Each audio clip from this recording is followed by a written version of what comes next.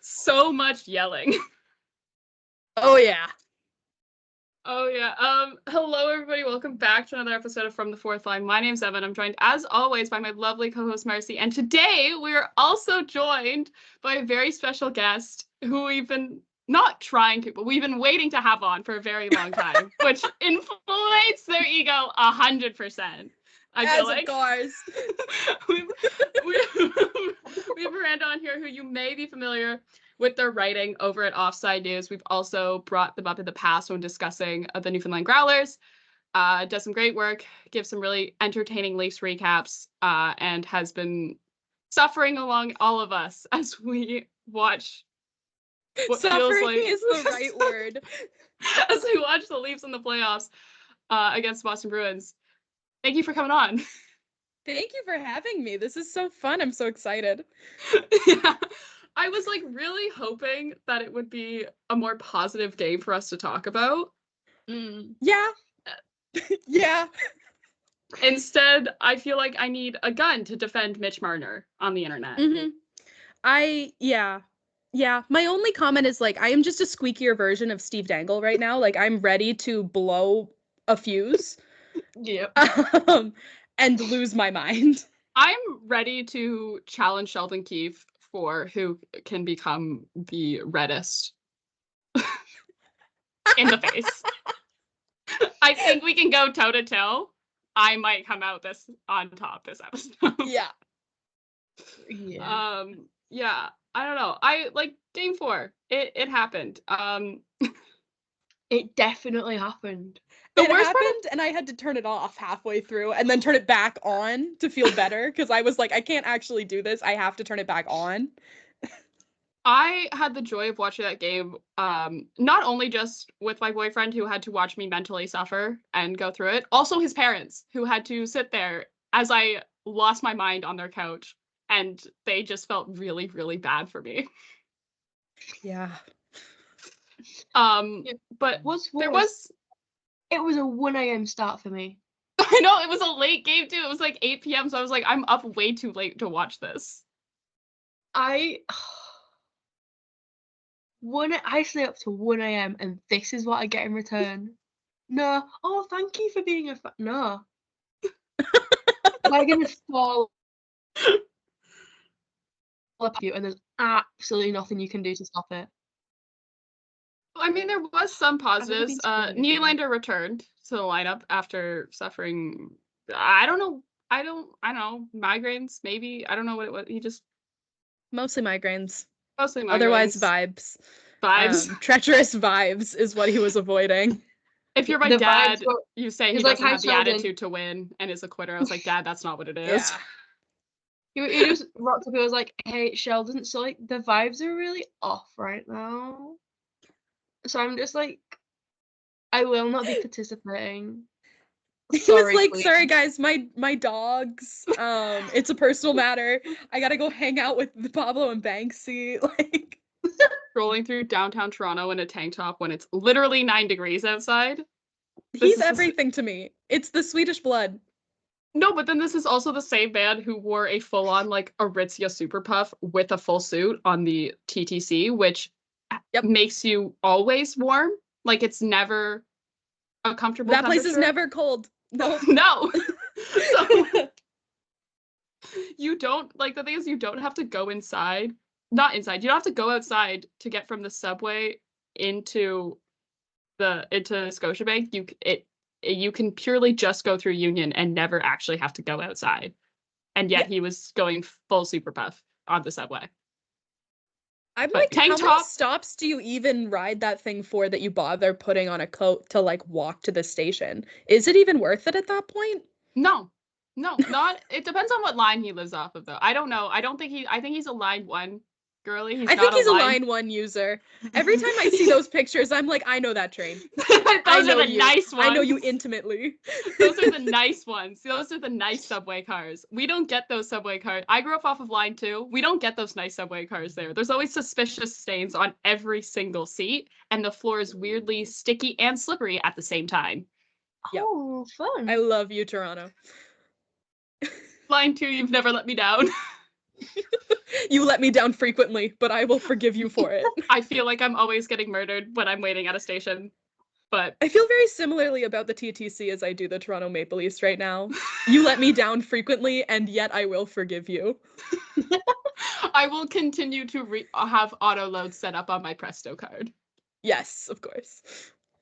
What is Willie Nylander's Presto auto reload limit? Oh God. That's what I'm like, these guys have to have Presto cards. Unless now, because you can pay with your credit card, unless they're credit card, which I don't trust if you're a credit card user. Just carry the extra card like the rest of us. Be normal. Be normal. You haven't lived if you've gone to Shoppers and had to pay $6 for a Presto card because you lost yours. Evil. And then you find it a week later in the bottom of your backpack. Been there, done that. I've been there, done that, and I don't live in Toronto. The best part is now is like you could use Presto in Ottawa, so even the O train will let me down, and I will be like, well, still have a Presto. Damn. Still using it. That's upsetting. Yeah, but I don't know. Dewar's out, which I have justice for Connor Dewar. Justice for Connor Dewar. Why did we pick him up at the deadline? Couldn't he have stayed with his buddies? Well, all of his buddies were gone. True. They traded all of his buddies. Bill Guerin got rid of that entire fourth line in Minnesota, and now Connor Dewar is forced to play against Pat Maroon. It hurts. It hurts me too. I love Pat Maroon. Why is he there? What did they do to deserve this? Bill Guerin truly decided, I'm going to make every single fan in the NHL miserable, whether they knew it was going to happen to them or not.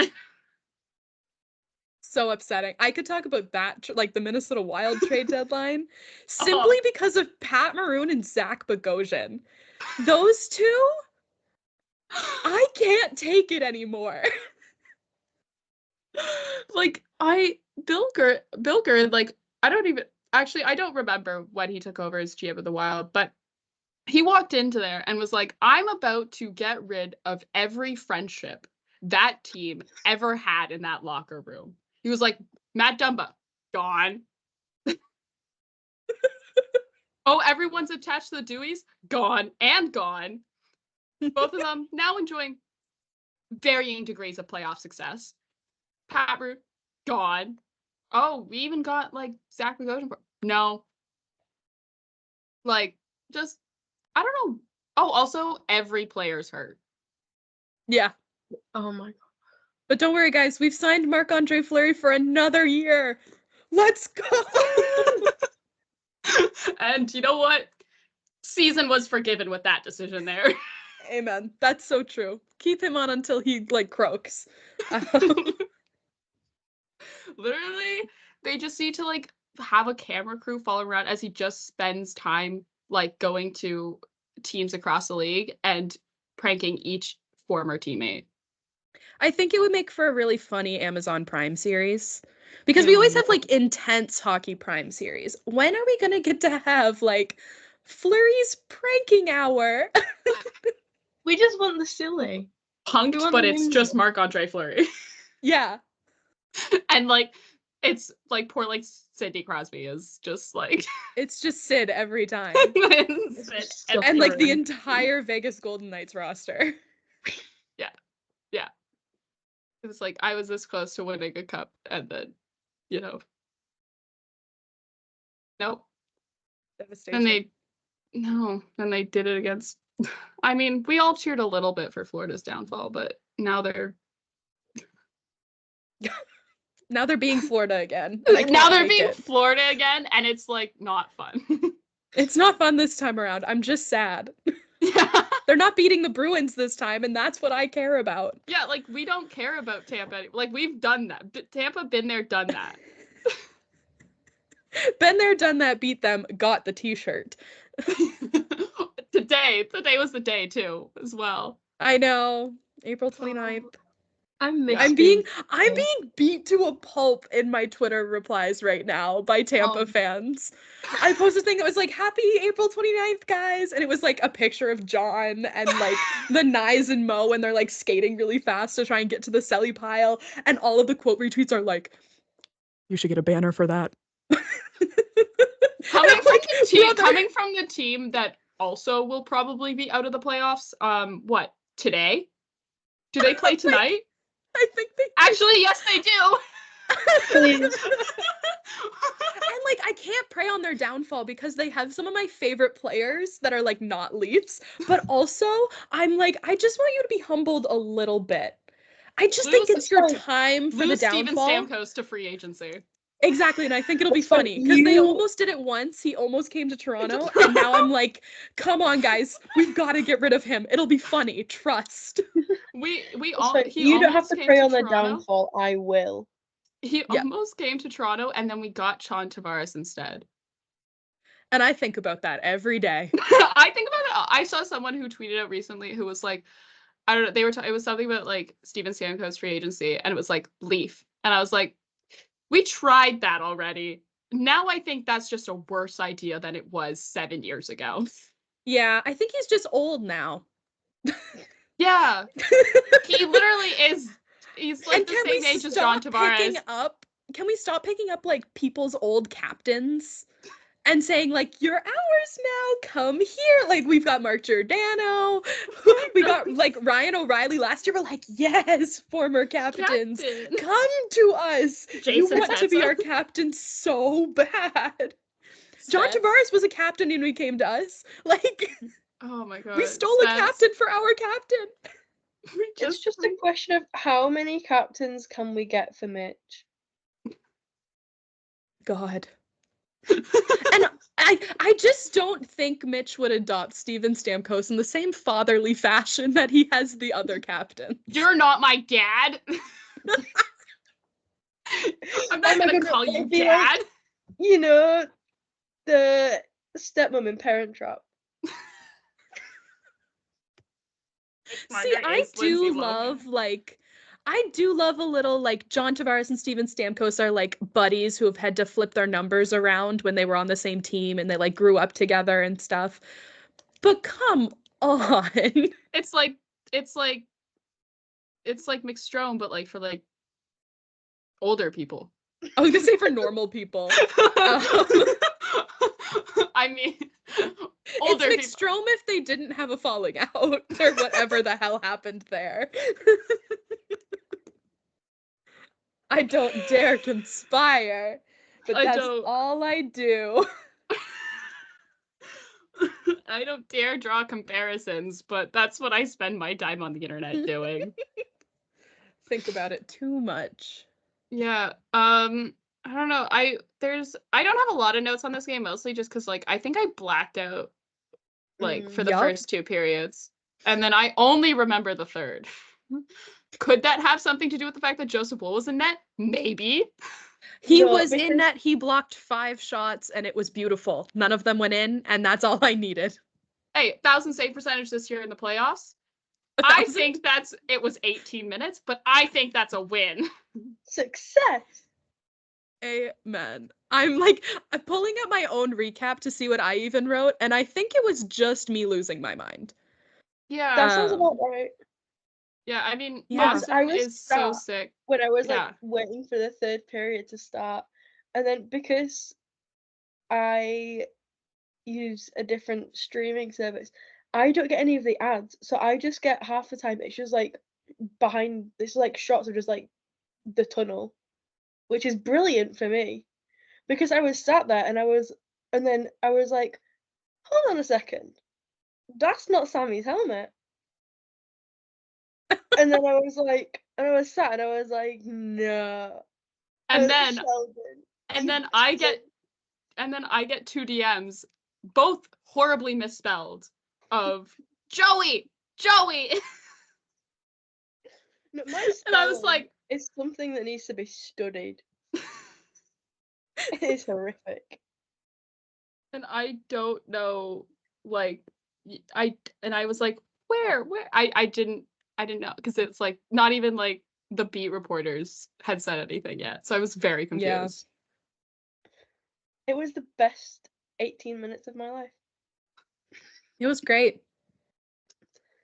Yeah, and he could Yeah. start game 5, which someone saved Joseph Wool from playing in game 5s where the Leafs are facing elimination from the playoffs. Yeah, we I mean, can't Save keep him. doing we can't keep doing this to him. Maybe he'll win this one. Maybe. Who knows? Who knows? I hope Thoughts and so. prayers. Thoughts and I'm prayers. really hoping so. Just so then, go back home and play there And lose. and lose. Because we can't win at home, I apparently, mean, which on the bright side, no matter what happens, it can't get worse than last year where he had to go play for the Marlies and and they also got eliminated. He let in like 6 goals too. It was not his finest. And you know what? I still don't know how he managed to have like the mental strength to go in and play another playoff game after he just got the Leafs eliminated. That poor boy. Oh, he's lived 1,000 lives with this team. You know what? And then he went and solo backpacked through Europe. So Left his phone behind and said, fuck it, guys, we're out. I'm on my go. way. I'm gonna spend it in the Alps, which, like, honestly, good for him. I hope he deserves. I hope he gets another vacation like that again, because Yeah. we all reaped the benefits on that one. But yeah, Austin is so. I don't know. My whole thing is like Austin is so sick that he is being forced to sit out. What does he have? He has whatever I've had the last few weeks. I'm actually convinced he has like some variation of long COVID and that Yeah. nobody's gonna believe it's real and like there's gonna be a conspiracy or something about it. I love conspiracies. But I do actually think that he's like sick in a way that it's kind of like how Willie was, where it's like he can't control to make it better and he can't play through it because he can't, like, I don't know, if he's like sick, he's either, going to a point of exertion that's too much where he would normally be capable of doing, or just, doesn't want to play. But that's not true. But That's imagine. not true, but like I don't know. It's a thing where it's like he's been sick. Like every time there's something going through the locker room, which has been multiple times this season for blaming Tyler Bertuzzi on that because we never had this problem. Literally, maybe it's once a year, and it's like when the rest of the city of Toronto is sick, and everyone's like, yeah, that makes sense. But no, it's been like every 4 weeks, someone's getting sick, and Austin's always also sick. Yeah. I'm waiting for them to get mumps Sidney Crosby style.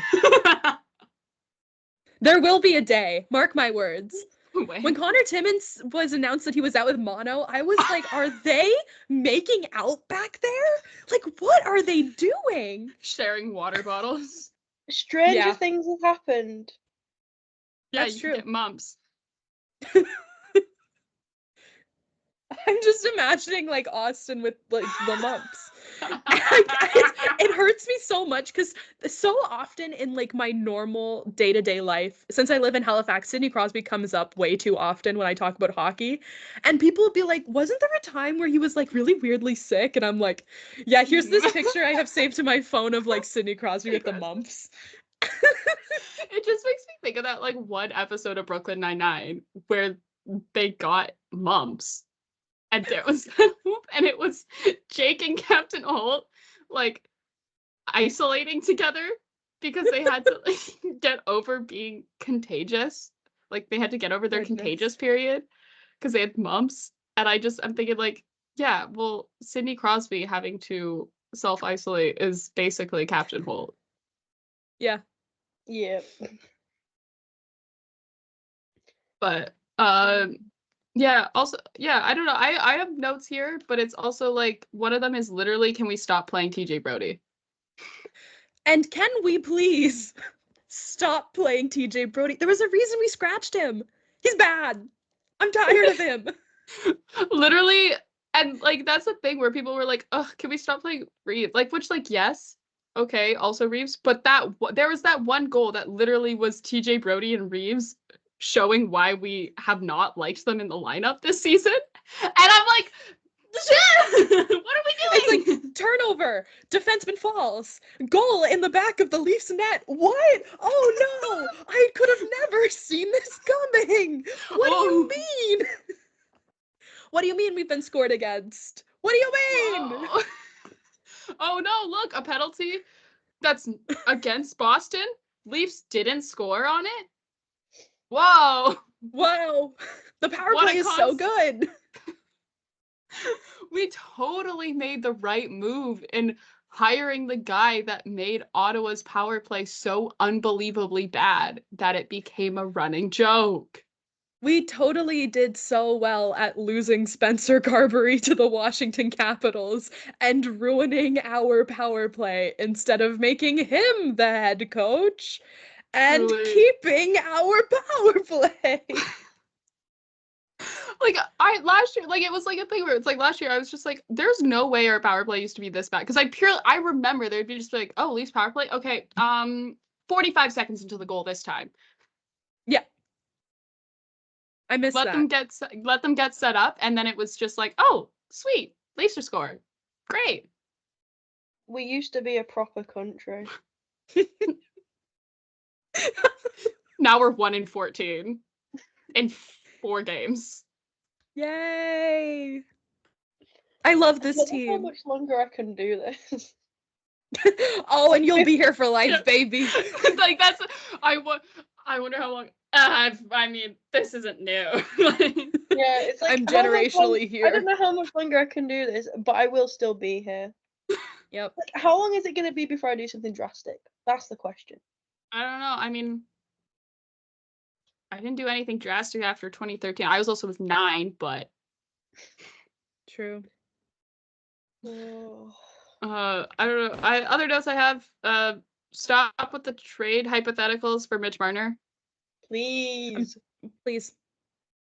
Can we stop doing that? I literally actually have fully muted Marner trade on Twitter, and I'm not one to mute words on Twitter. I just take my timeline in full force.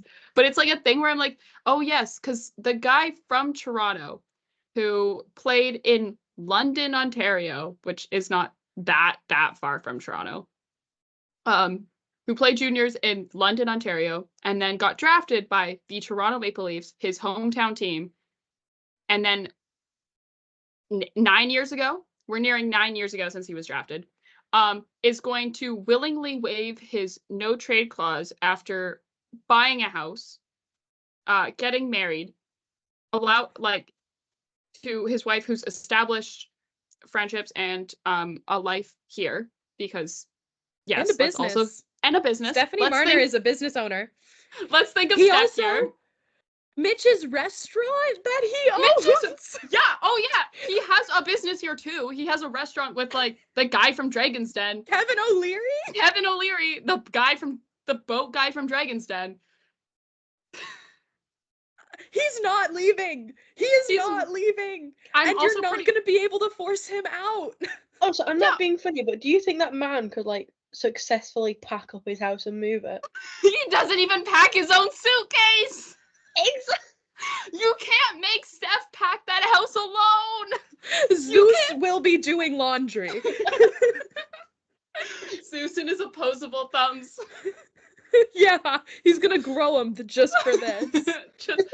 Also, like, okay, I'm sure also, like, okay, so he's gonna not, like, he's probably gonna want to, like, if he's choosing to waive his no move clause, he's going to want to go to contender. That knocks out about half the Canadian teams, right?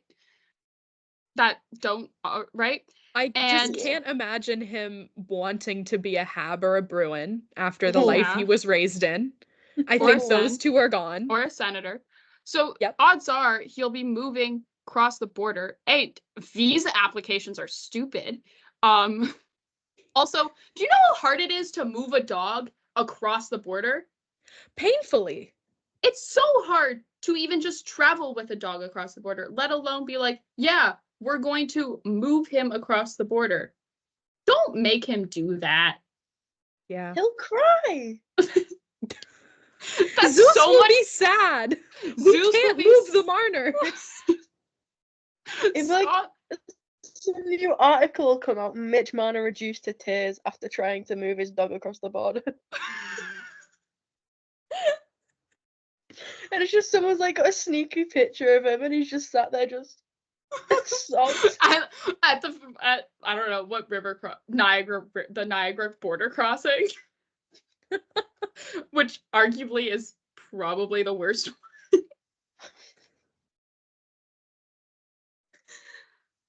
Oh, it's just what, like, I don't know. Like, people are like, well, he doesn't perform.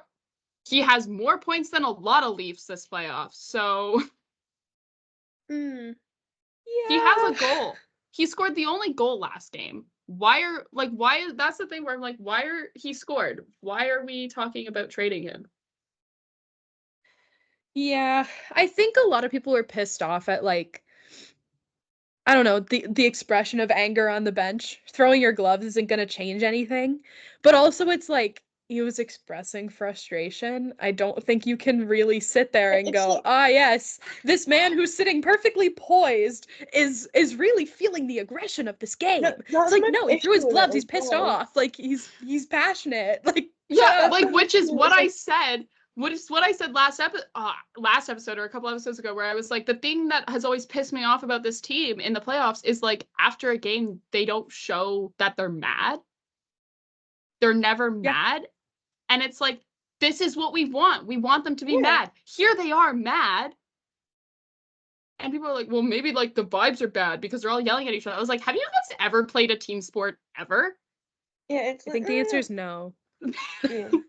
Like, No, but it's like I was sat and I'm like, everyone being like, oh, he threw his gloves. I was like, oh, bad Mitch. And I'm like, I'm sorry, would you rather he turns around and decks Sheldon? Well, yeah. Yes. Would you rather he turns around and would just pay for that. and full on just like smacks him? Like, There's a pay-per-view I would watch. Mm. I'm like, what type of Patreon level, like what cameo requirement, how much do I have to pay Mitch to turn around and punch his coach in the face? Because I'm ready. we get a cameo of Mitch punching you. Yeah. I think it'd be awesome. Fucking God. pay for that $200 Jeremy Swingman. I'm also a big advocate for Willie Nylander being able to punch Sheldon in the face. Yeah. Those two don't get along, and it's my favorite thing to watch on the bench when, like, Keith tries to say something to that guy and he just goes, uh-huh. Just like, he's like, okay, and then he does nothing. Nothing He's just sat there and changes. he's like, yeah, okay. And it's like, we can, like, everyone can see not a single thought. He's just like tuning that man out. That boy has never had a thought in his head, Bless let him. alone when his coach is talking to him. Waiting for the day that the Leafs get a coach that Willie will listen to, because that's when we will win a cup. Yeah, like, I don't think we haven't I mean, we've also only had 2 coaches in that span, which seems like surprisingly small amount. It is. It's because the core drag themselves to wins. And just are really good players. And I think the special teams coaching has been good. And then, like, Sheldon kind of trucks through the regular season, gets to the postseason, flops, and repeatedly does that. I think if they had lost last year, the conversation would be a lot different. Like, if they didn't make it to round 2, I was really expecting if they didn't make it past round 1 that they would fire Keefe, and then they made it to round 2, died, and Kyle got fired. And I was Because so he was confused. the only one who wouldn't answer no to trading one of, like, the core, like, 4 or 5, whatever Yeah. number you want to use. Like, I guess because then you'd also lump in Riley there, but, like, you can't put this on Morgan Riley. He's been I through know. too much. Like, Morgan Riley has been through the world's worst experience as a member of the Toronto Maple Leafs and has done it for too long.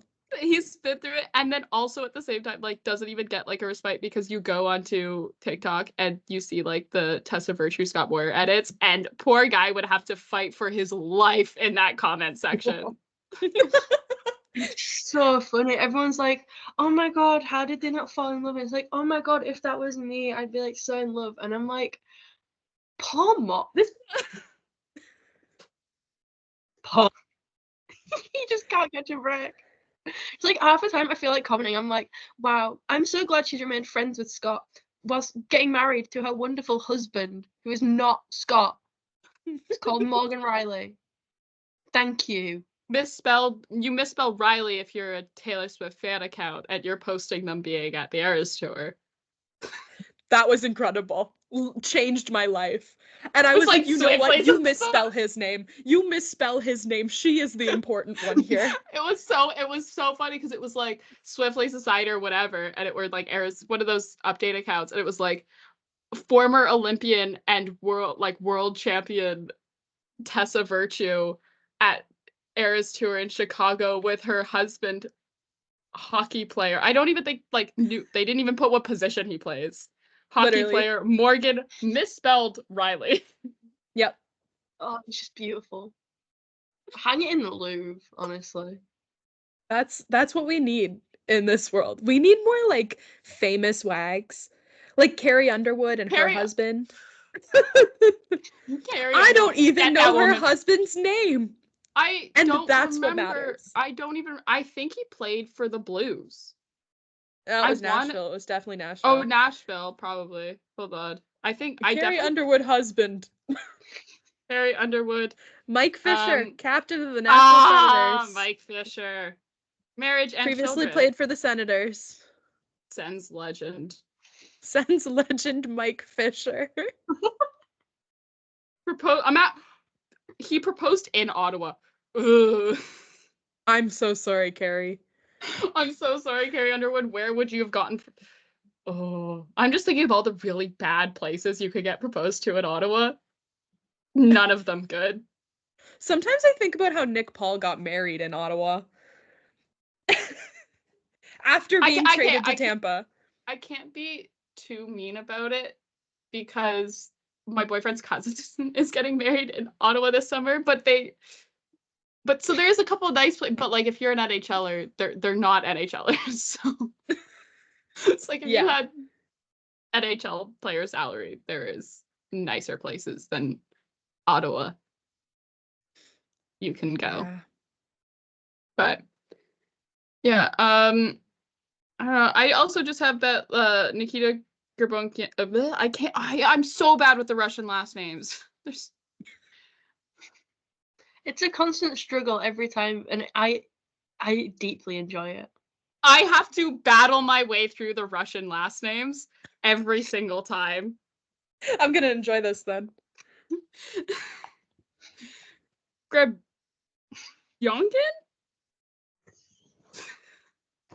No way, I don't know who you mean. Is this the new Leaf signing? Yes! Let me pull it up. Let me help you. I even tried like looking it up on YouTube to see if there was a pronunciation guide. There was not. Oh, see, I would go with Gerbunkian. Oh, Gerbunkian. He signs an ELC that starts this year, so you're burning a year on it, which I still will never. I'll never get it. I'll never understand. I'm not good with contract talk. I know nothing. I don't know if that's like a cap thing or if that's like that's with a player negotiation. If like the agent does that so that they get paid, even though like, would he still get like paid? Or maybe it's that you end up with the least amount of time possible in Toronto before you turn an RFA. Like you get more money earlier. Like I don't know. I don't know. It's like, how fast do you want that offer sheet, boy? Like, come on. Or like, I don't know, because it's like Matthew Dye, like, I don't know, like Matthew Dye's in my head. I'm like, that makes sense because like he played games here off of that one year that got burned on his contract. But like, I don't know if the Leafs are even going to play until like next week. So how is this kid going to come all the way over from Russia in time? I mean, didn't they do that with like, did Cade Weber sign for this year? Yeah, he did. Like, so they also burned his year, and he's just practicing on a pair with Connor Timmins. Oh, I'm so sorry. That's cruel. It's cruel and unusual punishment to be put on a line with Connor Timmins, yes. And it's only a practice pair, too. It's so bad. It's not even Giordano. It's just Connor Timmins. You got stuck with the little guy from like Southern Ontario with mono. Like this is the like least interesting guy on the team. I actually, yeah, is he from? Oh, he's from St. Catharines. Oh, Yeah. Ooh. I know too much about St. Catharines for the normal person. Ooh. Save him. Justice for Cade Weber. Stuck with Lomas Mono. Yeah, I don't know. Like game 5. I don't know. I feel like I've gotten numb at this point. Yeah. I'm ready for anything. I'm just waiting for, because my mum sent me that text where she was like, it's fine, they're just getting ready to make the kill. I'm waiting on the kill. And I was fit in this team because not many other people do. So it's like they have to do it. Leafs in 7 just for my mum. At least you're not getting text from your dad like a full 12 hours. Not even 12 hours. It was yesterday at 6 p.m. I got this text from my dad about Saturday's game. Yikes. That was a dreadful game. Thanks, Dad. Ouch. He listens to the show, too. I got a text like an hour after the game ended that just was giving my Leafs fan friend a checkup. How's it hanging? This is a kid from high school that I hadn't spoken to since December. Reaching out and being like, hey buddy, are you okay? And the answer was, Nick, I'm not okay. Oh my god, this is my boyfriend has a family friend who's also a Leafs fan, but like in the weird, like, oh, I've been doing this for too long way that like middle-aged men get when talking about the Leafs.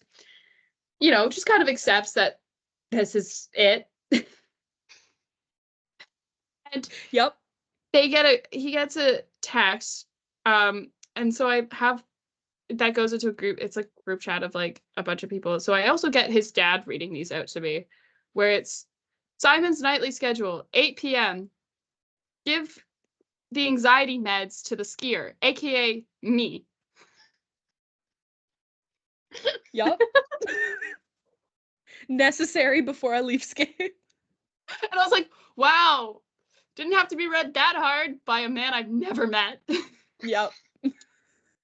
No, it's either anxiety meds or the least size shot of gin my mum put in my drink, which was I sat there and I watched her pour it because she was like, oh, like the Leafs are playing tonight, and I was like, yeah, and she was like, okay, and then she just like kept going. 6 shots. Two shots of vodka. 2 shots of vodka. And I was like I know she does like big shots when she's making her drinks. But I was like, that's a lot of big shots. That's like 3 big shots, Mom. I needed it. Yeah. I don't think I'd have survived without it, honestly.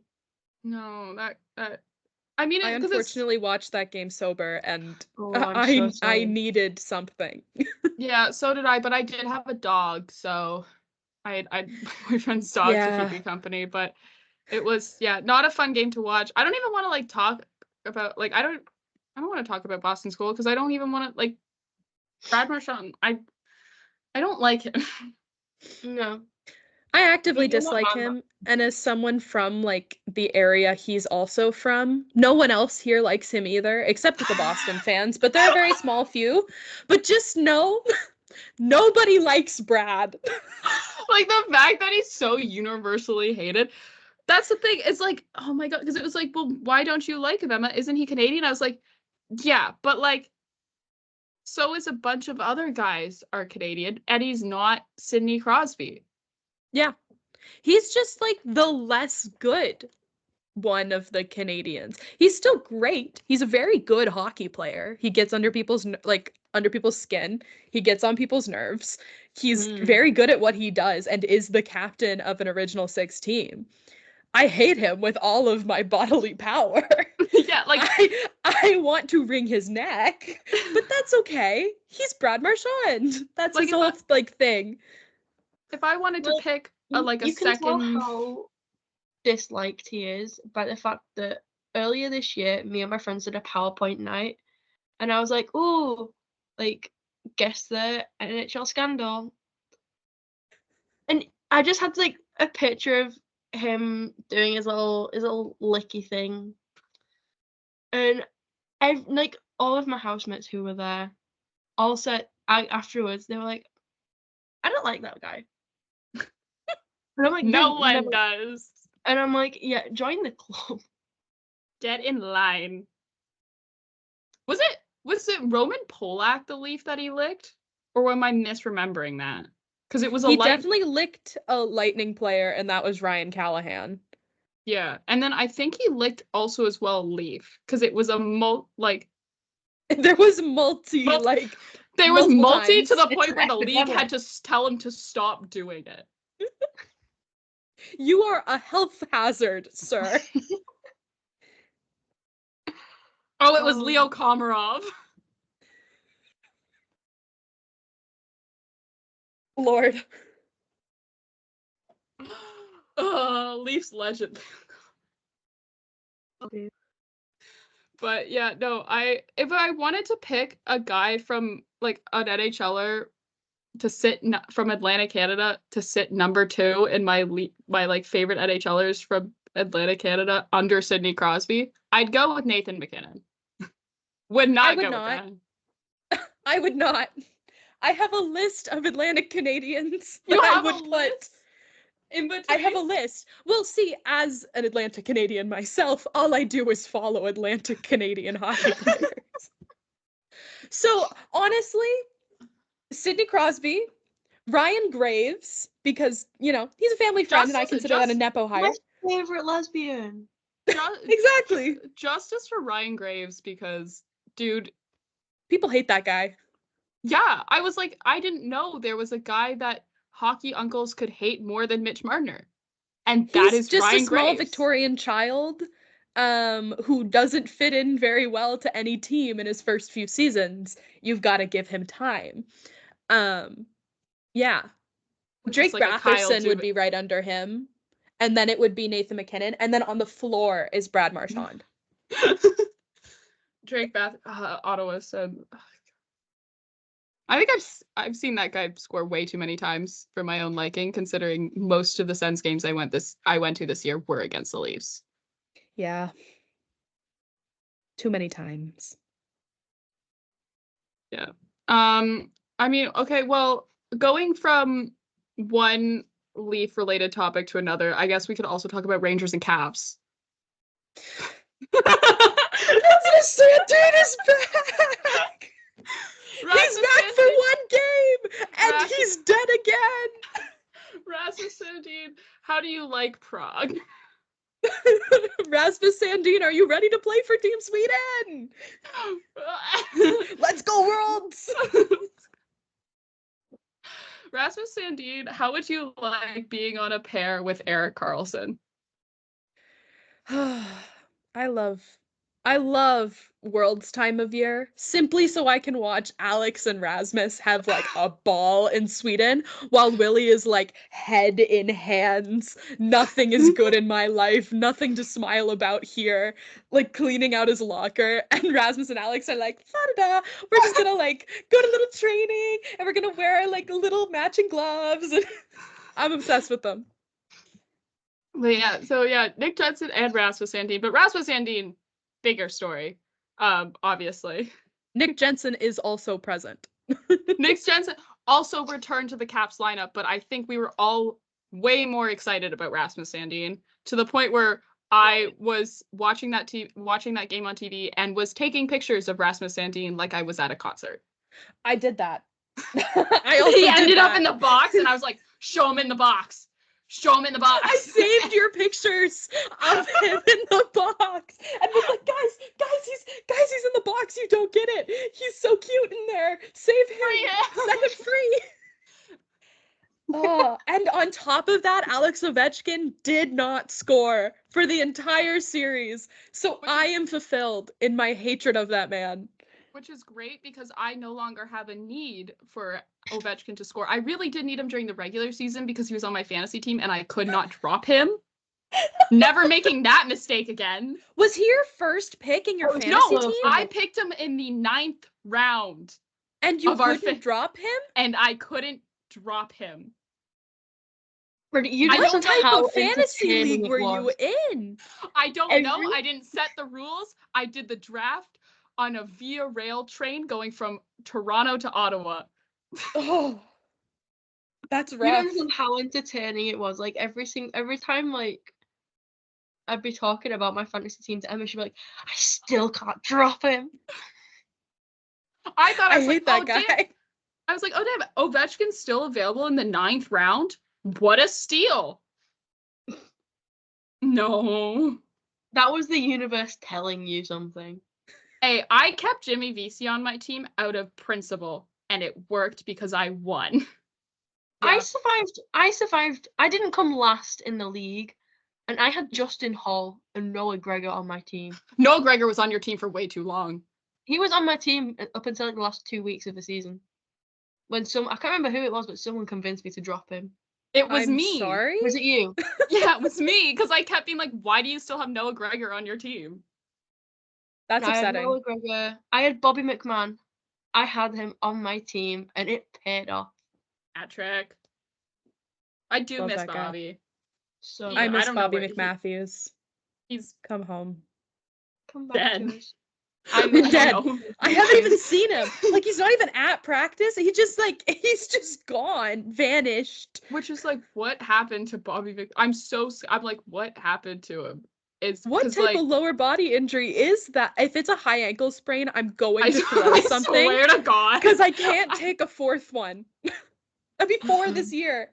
I can't. Oh my God, no. I like, just being like, oh, one, okay. And then I had to witness one in person. That was the worst experience of my entire life. Never So doing bad. that again. We'll be back at the Canadian Tire Center when the Leafs are in town. Wearing my Joseph Wool jersey. No, the Amen. frantic messages I got from you when that happened though, because you were like, because obviously like, you were there, so you didn't really know what happened, and you're like, No. what happened? What happened? And I was like giving you like the rundown. I was like, they said they think he's like had a puck to the neck or something, and then I was like, but I didn't see a puck hit him in the neck. And then I was like, oh, Well, he took they're one in saying the it was chest. ankle. Because I was behind his net when it happened. Worst Oh. experience of my entire life. So bad.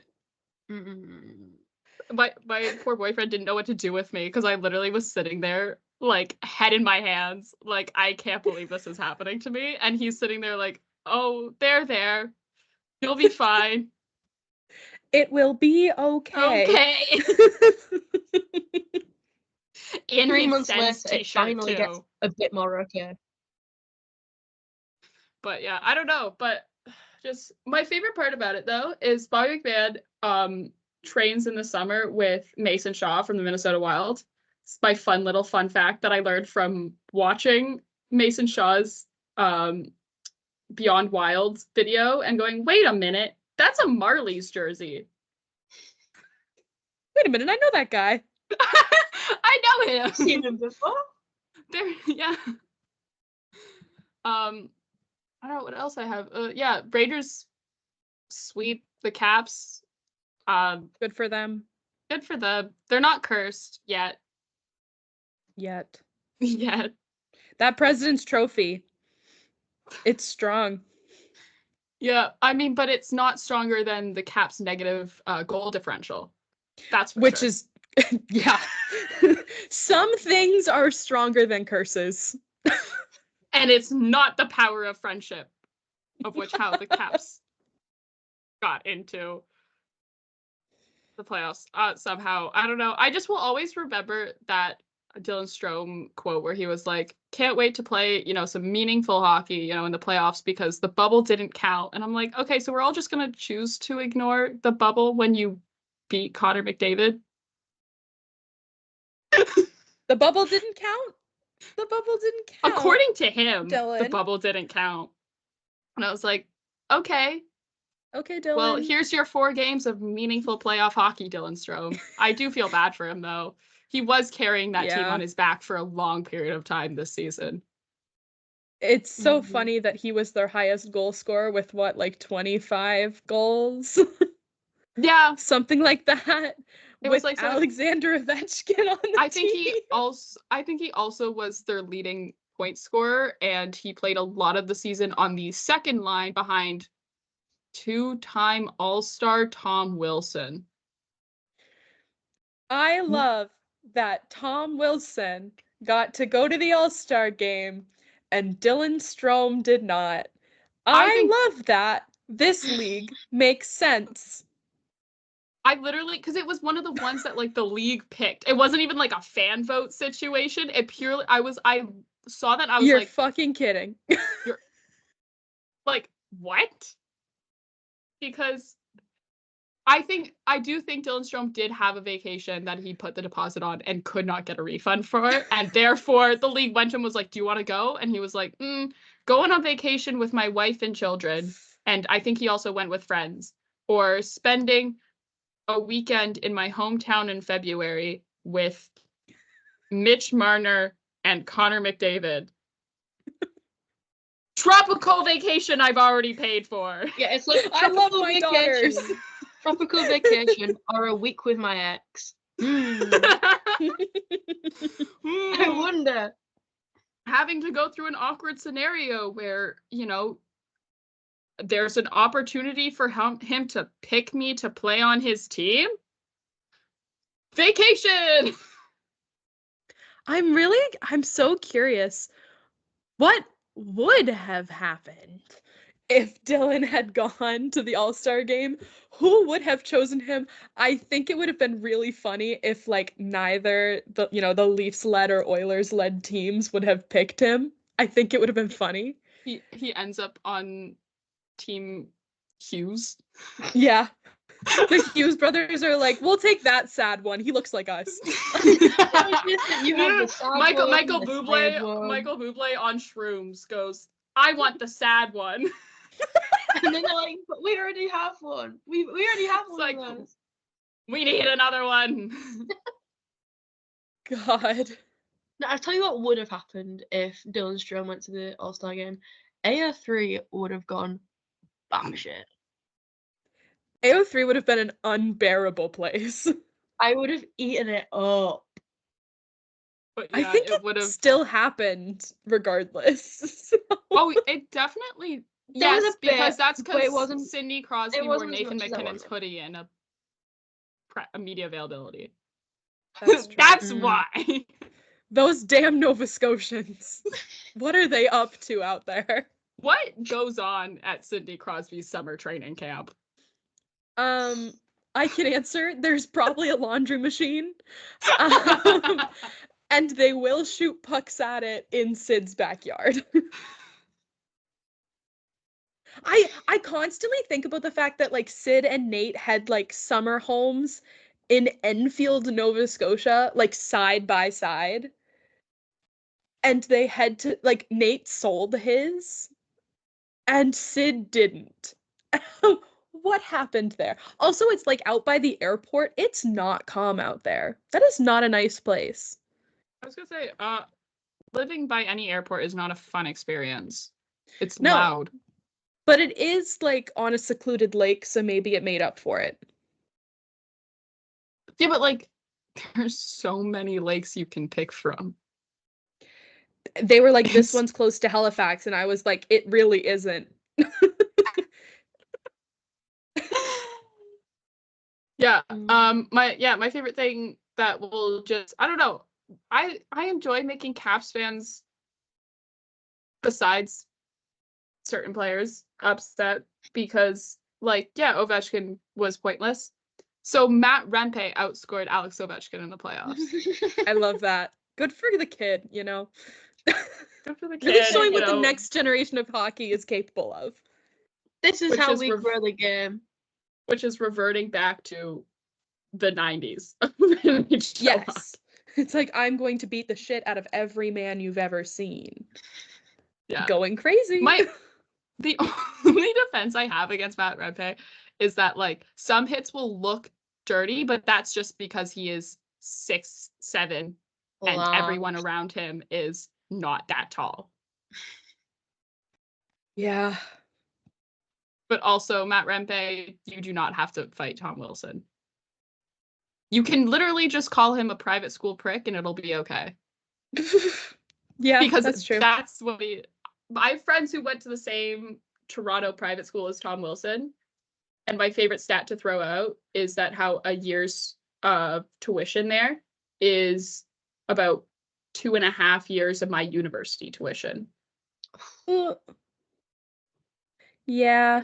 Was it one of those hockey specific private schools or just like No. a random one? Oh, that's bad. Just, yeah, Mount Pleasant private school. That's not the name, but it's like that's where it is. Very nice neighborhood.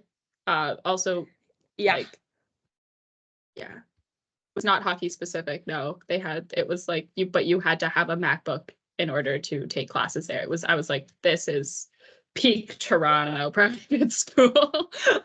Yeah. Mercy's face right now. She's like, it's like, yeah. Yeah. Yeah. Yeah, like tuition's like, it was like 22 grand a year. Woo. I know multiple people who went there. Skiing, man, not that different from hockey. Oh my god. There you should be afraid. Yeah. Oh, you have to be really afraid of the people who do both. There's a girl that I have coached who ski raced and also was a hockey goalie. My mind went, ooh, that's a lot of money. It's like, ooh, those are two very expensive sports. People sit there and go like, ooh, Zach Hyman is only capable of doing his hockey things because he had a lot of money. It's like, what do you think these other people were also doing? Like, everybody who plays hockey in Canada and does well has to be some level of affluent or getting the money from elsewhere. Yeah. Yeah. Hockey's expensive. Yep. But yeah, congrats on New York Rangers for their extra, 3-4 days off a week? I don't know what they get. Woo! Woo! Yeah. I don't know, Nashville and Vancouver. I don't know. I'm running through some things just because I want to talk about Brock Besser and his. I am so sad that Nashville blew that simply because I was excited for like Nashville to come back and be friggin' insane. Like I wanted them to be crazy. I wanted them to be like, yeah, we're gonna take advantage of this moment. And then Brock Besser was like, I'm gonna put this entire team on my back and run through the streets of Nashville faster than Quinn Hughes can get away on his electric scooter. And he did. Oh. He barreled into overtime. It happened. I am amazed. And then, when your trade pickup of Elias Lindholm scores, all is good. Makes getting rid of Andrei Kuzmenko worth it in the eyes of. Do you understand? I was about to go to sleep when all this happened. So I was like, I was tucking myself up into bed. I just had my hot drink. And then I get 4 in the morning. Yeah. That's nothing new. You should expect it at this point. So I was like sat and I was like, I can't wait to go to sleep and have a lovely night. And then I get Brock Besser hat trick. Excuse me? So then not only do we get Brock Besser, last night was my night. Not only did we get a Brock Besser hat trick, we also got the return of Jack Campbell. Crazy. So funny. I love when the Bakersfield Condors get like completely eliminated from the AHL playoffs. So Jack Campbell gets moved back to the NHL. And everyone and people don't realize it's because the Condors season has ended. So there's a lot of people going, ew. And I'm like, guys, you don't understand. We would have had Dennis Hill like I'm waiting for the Leafs call up Dennis Hill to be notification to come through. We're riding with 5 guys. Your first NHL game, boy, get in there. You're gonna save us. It's game 7 against the Bruins. No, because that means we've gone through Wall and Jones and Murray, and then we're Hildeby. We have so many goalies. This is like, no, the thing is like we have so many goals, and it's like it's just my perfect fantasy team. Because No, I have it's just every goalie plays like forwards, defenseman, and goalie. We It's like they're all roll goalies. out a line. We roll out a line that is just goalies. That is our starting lineup. No, we have an entire lineup. Our entire starting lineup is all the goalies, and then we just have Mitch Marner in there. It's like when Connor Timmins was a forward. Yeah, Sheldon Keefe, Yes. hire me. Which Look, I'm gonna replace Sheldon Keefe, and I'm gonna The cut out an return. all goalie lineup. the return of Connor Timmins power forward. God, That was. You know what I think the Leafs missed this year was the lineup like just whimsy of like, yeah, Connor Timmins is a forward now, and you can't say anything about it. Yeah, we have a guy from U of T during the middle of finals being our backup goalie. I miss when they So? could just put out an entire like starting lineup of Swedes, like Eric Kallgren and net, Rasmussen, Lily being our little D pair, and then it's like Willie, Callie Yarncroke, and I feel like Pierre Engvall was probably the other guy they put out at that point. I was like, I miss the Boria, like the memory days. Yeah. I miss the Boria Memorial game when they just put out all Swedes. Like that was fun. Where's the whimsy? Kyle with multiple phone calls and a very slutty leg pop was like, yeah, about to ruin everybody's day. And he got fired for that leg pop. And then he got fired. But yeah, no, my favorite thing is Lou Lamoriello drafting Pierre Engvall, because he was the GM when Pierre Engvall got drafted, getting fired from the Leafs, going to Long Island, still watching Pierre Engvall play against the Islanders, and going, I'm gonna give that man a 7-year deal for an egregious amount of money. And I saw that and I went, wow, I didn't know that the New York Islanders and terrible contracts was a franchise thing. I thought that was just a GM thing. I hope you enjoy your Rick DiPietro-esque payout, Pierre. No, that's really mean to Pierre Engvall, but like... You're not wrong. I'm not wrong when I say I hope you enjoy your Rick DiPietro-esque payout where they're still paying him. Oh. They're still... Who signs a goalie to 15 years? Me. Is your answer. You would. I would. Yeah. I would sign every goalie to 15 years. Joseph, and then I'm waiting for you to sign Joe Wall, 15 by 15. Because that's what it was. Years at 15 mil. Because that's what the Rick DiPietro... And then they also gave Ilya Kovalchuk the same contract. I hate it. I hate it.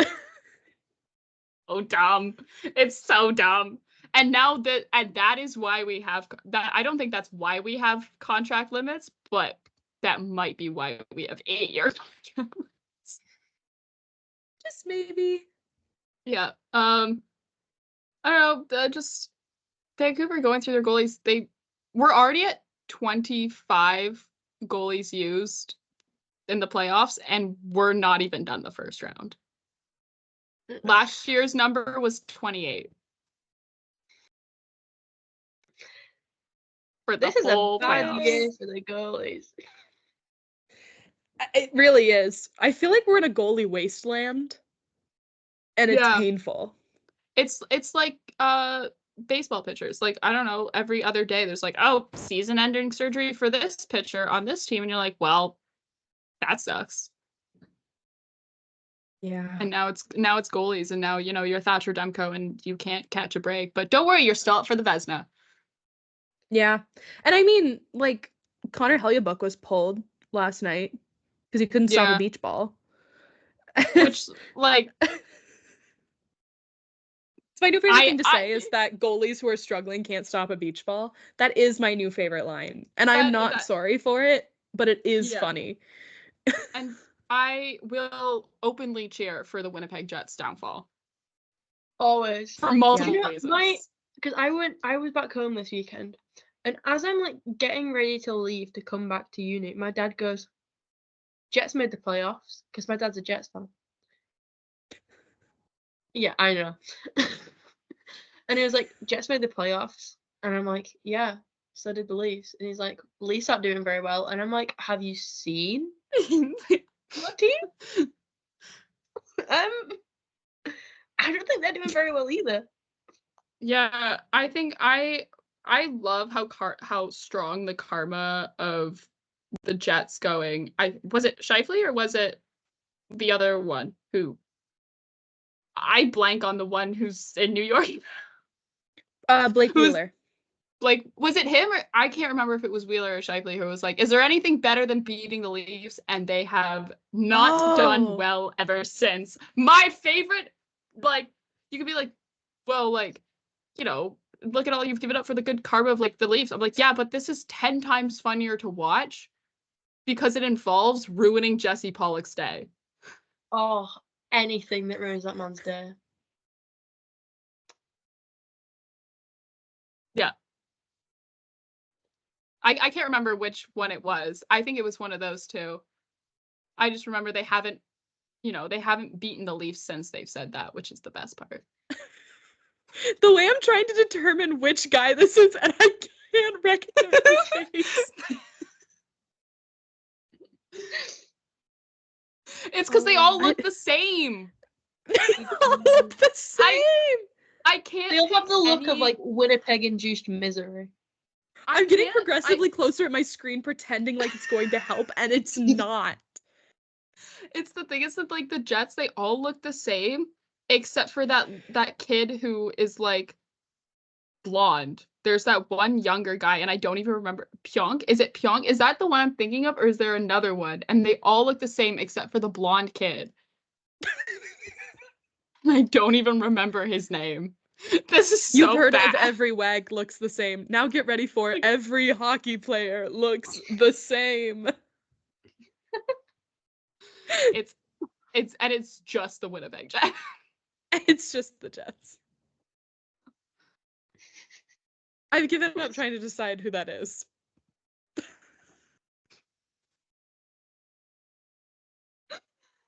Oh, it's fine. You know, it's all right. I think. Oh no, it's Cole Perfetti. I wasn't even thinking of the right one. It's Cole Perfetti. That's the only one who looks slightly different than the rest of them. That's funny. All of the other ones look the same. Because Neil Pionk looks. Why is that man from Nebraska? I did not know that.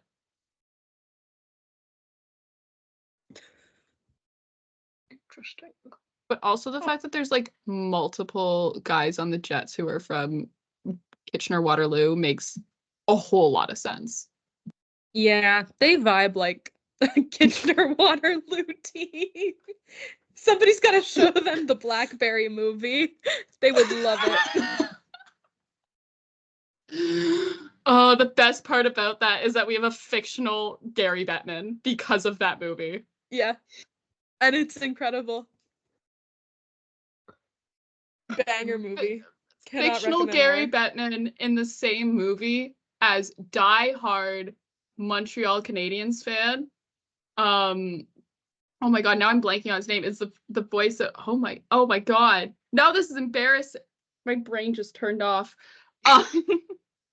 Story of my life. The voice of Hiccup in How to Train Your Dragon. Oh my. I'll just edit this and then I'll cut to you guys laughing because I said something really funny. And then it'll all be Jay Baruchel. Yeah.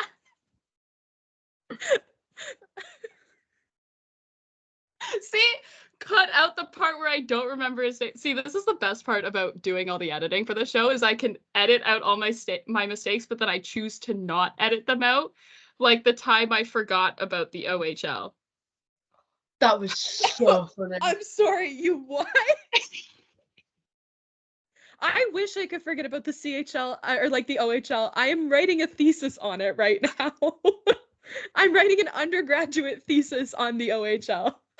No, I wish I could forget. I don't even know what I was talking about. I was talking about something where I was talking about the CHL and I was talking about junior teams, and I'm going the dub, the Q, and then I go, what's the acronym for the other one?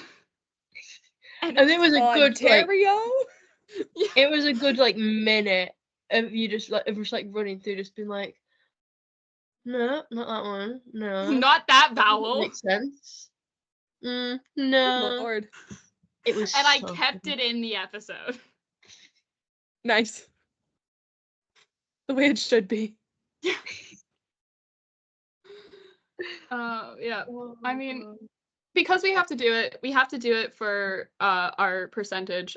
We have to talk about the fact that the Seattle Kraken fired their head coach. R.I.P. Dilf. Another You said death of one. the Dilf. R.I.P. Dave Paxwell. We're up to 22% of our episodes are talking about a coach getting fired. Yeah.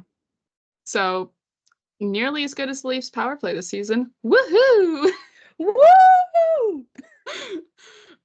But yeah, it was like I saw that tweet and I was like, oh great, we're gonna have to talk about another one. But Lord. I don't know. The thing is he just got extended like this past off season through 25-26, which I had totally forgotten about, and I was like, so what's your thinking What was there? the point? What was the point What there, was Ron? the point? I don't know. I just wish there was some sort of explanation. Like I sometimes wish they would give us a little like brief blurb where it's like, you've been fired, this is why. But it's like, Yeah. you've been fired, you're a bad coach this year. Here's why. But I wish they would release that to the fans. Because like I want to know exactly why he was You need to fired. know. Yeah, I need to know the intricate details.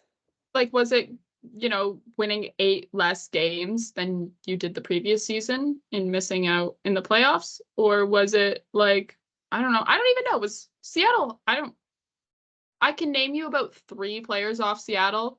2 of them are goalies and one of them is Penny Oleksiak's brother. So I don't know if I can comment on the skill of the Kraken, but I secretly love the Seattle Kraken.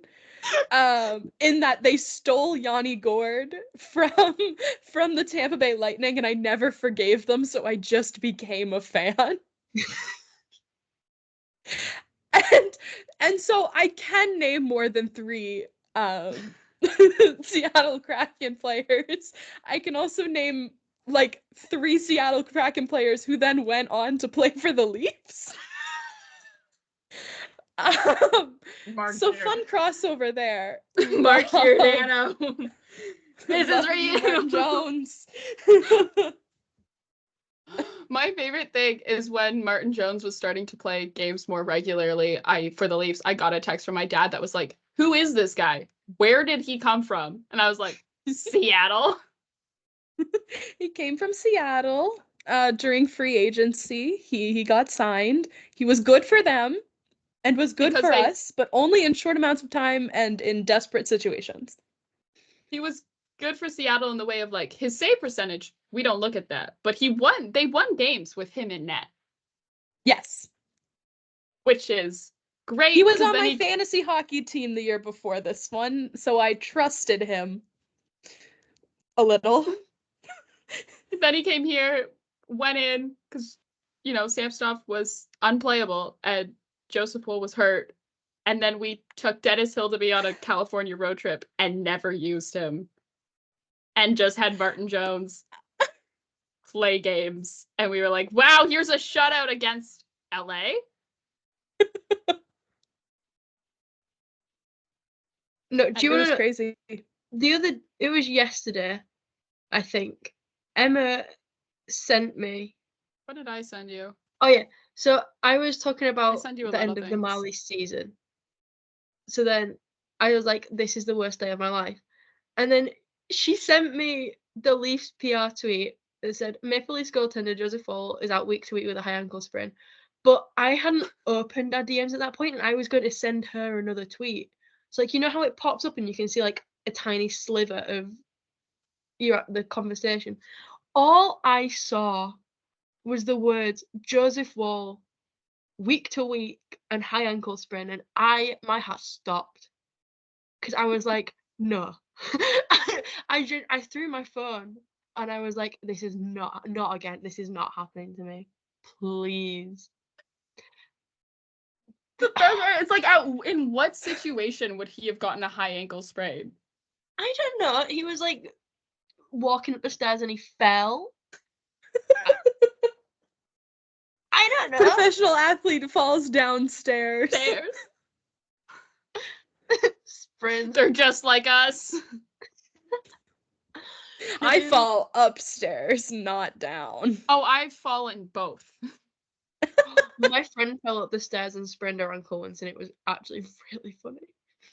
I've It was, fully like, in the fallen middle down of a school full as set well. of stairs, like a full flight of stairs. I've done it. Do you guys want to hear something really funny involving stairs and me? Go ahead. I was trying to get down to warm-ups at the Bell Center when I was there, literally like the beginning of this month. And I had tried, and like they kept telling me like, no, you can't do warm-ups in like this section, you should go here. And then I would get there and they would tell me, no, you can't be here, you have to go somewhere else. And so I was really excited that I had finally gotten past the guardians of the Bell Center. The I'm ushers. walking down the stairs. I'm getting to like the Zamboni tunnel, and I like my ankle gives out No. and I go down like 3 stairs. And I'm like gripping onto the handle of this, and my brother's behind me like, bro, are you good? And I'm like, No. I'm really excited for the Leafs game. So I get up and I plant my ass at the bottom of those stairs and say, if someone tries to move me before warm-ups, I will fight back. No one tried to move me. However, I did see like one of the guys from Sportsnet come out of the Zamboni tunnel and like walk past me up the stairs, and he smelled really good. Was it Kyle or was it Sean McKenzie? It was not Sean McKenzie. It was the other Sean who has his name spelled wrong. It's the Sean who spells his name Scene. I think. Oh, Sean Reynolds. No, it wasn't. He's old. Who the fuck was it? Was it Kyle Bukakis? It Was might it have the been one Kyle. with the weird hair? He has the hair, but it's not Sean McKenzie. Bukakis. What's your? I don't want his age. I just want an image of him. Yeah, it was Kyle. It's always a guy named Kyle, isn't it? See, because I thought it was Sean McKenzie because I like didn't see his face, but just people were gasping. But then I saw Sean McKenzie on the other side of the ice, like in between the benches, and I was like, something's not adding up here. How did he get there that fast? So it had to be the other one.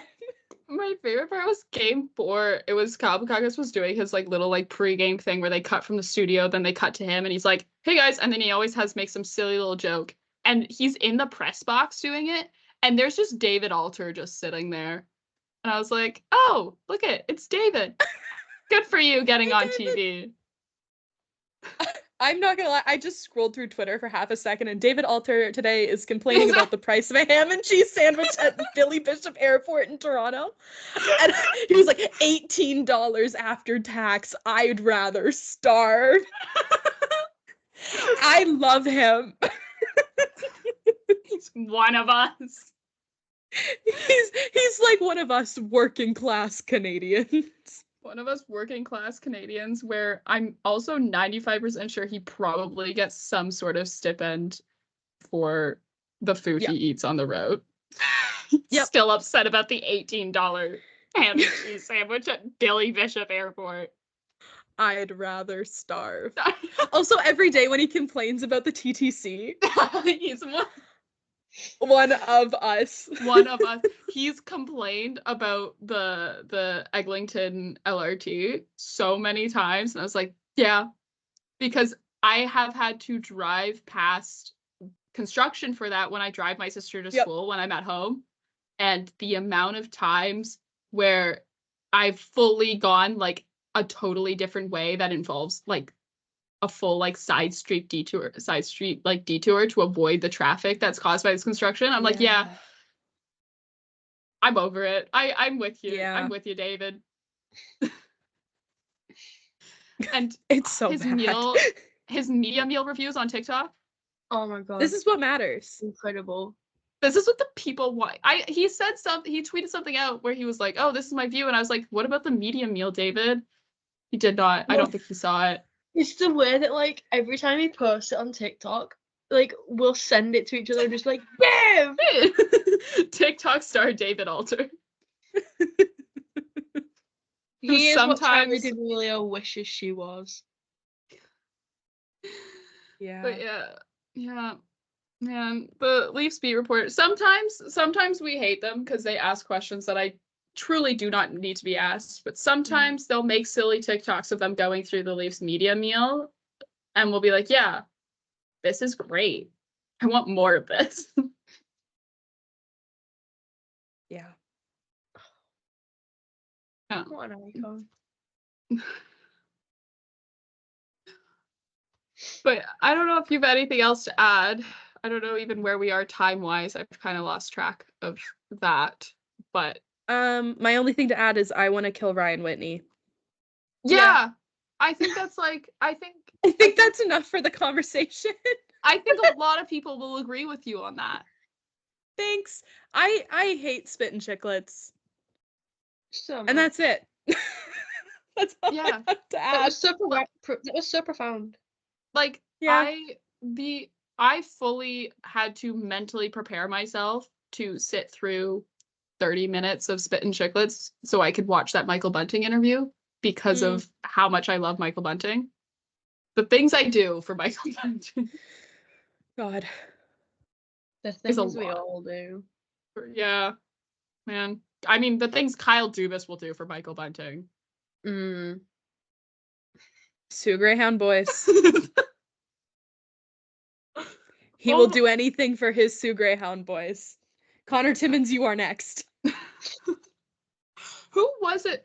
It was someone where it was like, I think it was old and was a Sue Greyhound and just retired. Oh my god, now I'm blank. There was some guy affiliated with Jeff Carter. He was a Sue Greyhound. Him and Kyle Dubas were friends. When Jeff Carter played for the Sioux Greyhound, him and Kyle Dubas were friends because they're around the same age. And this is when Kyle was like being that like was starting to like work around the Sioux Greyhound as like a high school student.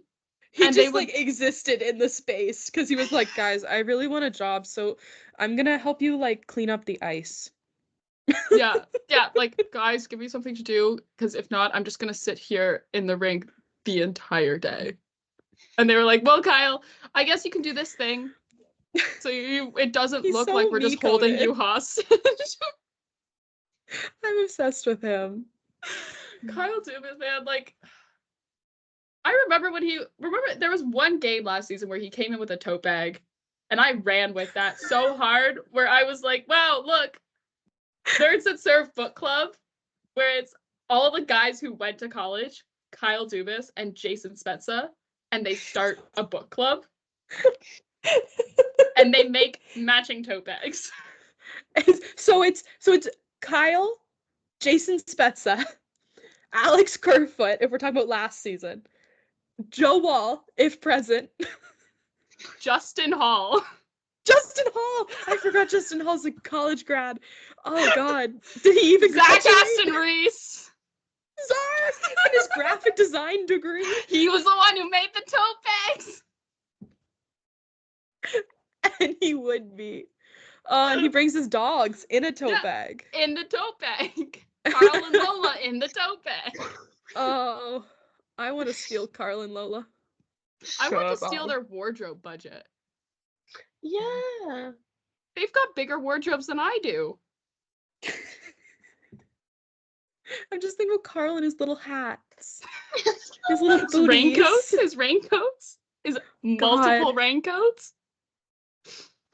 Really, it's like Zach's girlfriend works overtime to like provide for those dogs while he's on the road. He sends money home so she can make sure that they're well fed And stylish. and stylish as hell. Yeah, because I mean I don't know what she does for. My favorite thing is like being like, so like what? Not that this is really creepy, but it's like the wives and girlfriends. I'm like, what? Like I just want to know what they do for work because I'm like, what job allows you to, besides probably being your own, like running your own business, but it's like I just want to know what My they really do. fun one is that Max Doby's girlfriend Estelle is like an esthetician. That I love that. And that's why his eyebrows are that good. That's I'm why just that saying. man has flawless skin. Flawless skin, beautiful lashes, A 10-step great, like, skincare routine. His well-kept eyebrows. Well-kept curls. His curly hair. I'm just saying. You can see the change in his hair. Like if you scroll back through his Instagram and you line up when they started dating and his hair and his curl root, like the look of his curls, you can match it up almost like it matches up, and I'm like, way to go, Also, Estelle. she is just the coolest person, like, ever. I'm obsessed with her in, like, a really, like, you have a really cool business, and also I really appreciate when you make, like, cute little reels of Max for his birthday. And she's just, like, I don't know, she has, like, a sleeve of patchwork tattoos, and I go, I'm obsessed with you, you are like me. Yeah. Like, yeah, love her. Yeah. Like, that's my thing. It's like, it's not like in a creepy, like, way where I'm just like, most of the time I'm like, I want to be as cool as all of the wags are because they're all cool. Yeah. Especially all... Tessa Virtue. Tessa. Call me. Especially Tessa. Tessa. I think of Tessa Virtue and I go, Tessa. Me and my like Vancouver 2010 like Olympic box set sitting on like the shelf over here. I'm like, Tessa. Like I hope, like that's the thing where I'm like, I remember very few things about the 2010 Vancouver Olympics because I was 6 years old. 6. Yeah, 6 or 7. My birthday's in November, so I was 6, but close enough. And I remember Sidney Crosby's golden goal. I remember Tessa Virtue and Scott Boyer and their free dance and them standing on the podium. And then I remember John Montgomery, who is now the host of the Amazing Race Canada, which is by far my favorite reality TV show to ever exist. Incredible. Also because, and this is where I'm like, we need to get more hockey players doing this because like Natalie Spooner and Megan Mickelson were on season 2. And there is an episode where they're in Winnipeg, of all places, and they have to do a hockey challenge. So they're like, where the Winnipeg Jets play? And they have to make 5 shots around the goalie like cardboard, whatever it's called, the shooter, whatever, that thing. And they can't make the 5-hole. These are Olympic gold medalists, and they can't make a 5-hole. And people are like, who have never skated on ice before. It's their first time ever putting on skates, go through this challenge so easily. And then you see, and they're like, we just beat Olympians at a hockey challenge. Yeah. And this is why we need to get more hockey players on the Amazing Race Canada. It lines up too, because they film it like this time of year. They had a guy who was the Humboldt bus crash last season, like a survivor of the Humboldt blood crash. He was in it and they won, which is really cool. It was him and his girlfriend. Cute. But we need more NHLers to do it. Sidney Crosby, you would love the Amazing Race. Sidney Crosby, Evgeny Malkin, Amazing Race duo. Brother, what's going on in those hotel rooms? No. My favorite part is Gino's you like have wearing the Sid hat. They wear matching hats the whole time. Yeah, because they all have they have to they demand to be the yellow team. Because each team gets assigned a color and they demand to be the yellow team and they will drop We out won't if do they it if we're not yellow. Yeah. And it's only so Malkin can wear his Sid hat. Yeah. But yeah, And I no, still love I want more like NHLers to do it, specifically NHLers who have like Olympic gold medals, because this is why maybe I just want Sidney Crosby to go on the Amazing Race Canada, because it's really funny when you have like John Montgomery, who was also an Olympian and famous, also won a gold medal and famously chugged a beer, like has one of those moments from the Vancouver Olympics where he chugged a beer walking through Whistler Village after winning the gold medal. As he should. In skeleton, which is one of the most baller sports, like balls to the wall sports you could ever do. And just like being like, so like you're team number 1. And they're like, cool. Nice seeing you again. Hello, friend. Hello, friend. Remember that Been a time we were while. both at the Olympics together? Yeah. Remember all the shenanigans we got up to in the Olympic Village? Yeah.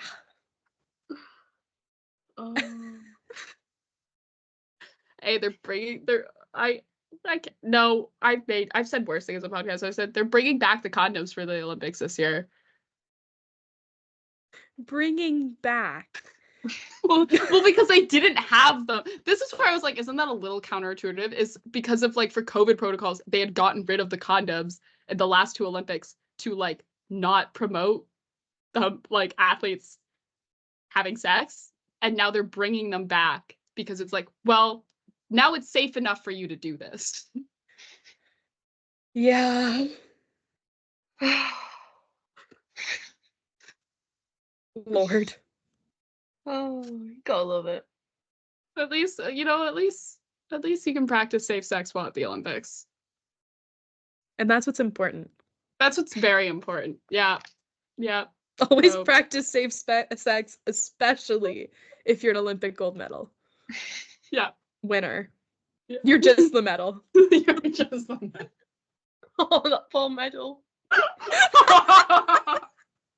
The last 2 years have been rough.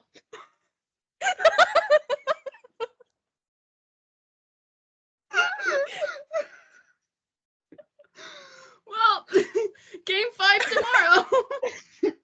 Game 5. Leafs Bruins. I mean, it is in Boston, and like, I don't even know who's in net. Sheldon Keefe didn't say, which, good on him for, He never being does. John Montgomery. Surprise! It's Jim Montgomery. me.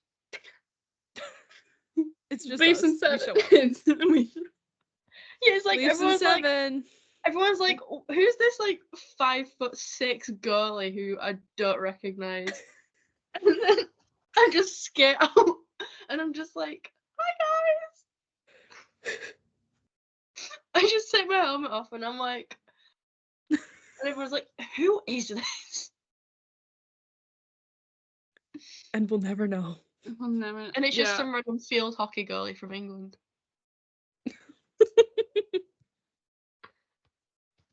Yeah, Oh. but yeah, I don't know. All I think about is like that one. I don't know. This is so unrelated, but I'm now back thinking about that one Kevin Weeks tweet he put out today where it was like, could be record break, like could be a coach signing that breaks like Mike Babcock's historic like 7-year deal with Toronto that we just finally got rid of. And now and then there's also more rumors that it's Rod Brindamore to Seattle. And I'm like, Ron Francis, your managing strategy of just hiring former teammates to work for you isn't going to work because you're not Kyle Dubas. Stop hiring your buddies. Stop hiring your friend. Like, you can't, like, sure, Ron Brindamore is like a good coach, but like, this isn't gonna work. Ron Francis, you can't just hire your best friend, like your former teammates for this. Like, but I want to get the gang back together. And it's just recreating the cup-winning Carolina Hurricanes in Seattle. Jesus. Coast to coast, baby. Save us all from this. I will record-breaking season for coach firings though, which honestly I find impressive. We're up to 10 if we count in season and playoffs, 11 if you go before the season even started. I would What count a it June year. 1st to like May 31st. So we're I at think 11. that's like, or like July 1st. Yeah. You know, We're at that's the 11. hockey year. I keep Yeah. doing a circle with my finger to be like, yes, the year. Yeah, the hockey year that starts on July 1st.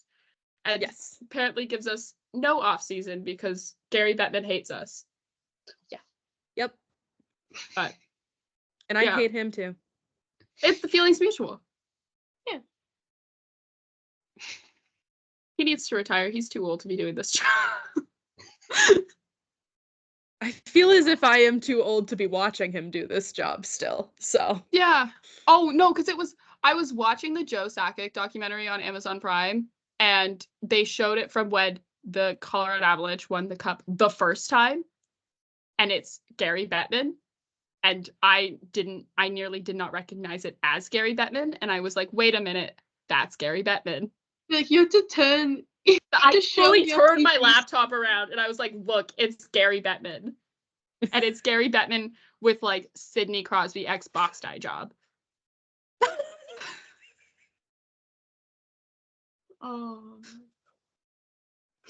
That hair is full of just for men. he just fermented. Just for men. Step away from the shopper's drug part, Sydney. Embrace the gray. You will look better this way, trust. Trust. It Trust works me. for you. It works for you.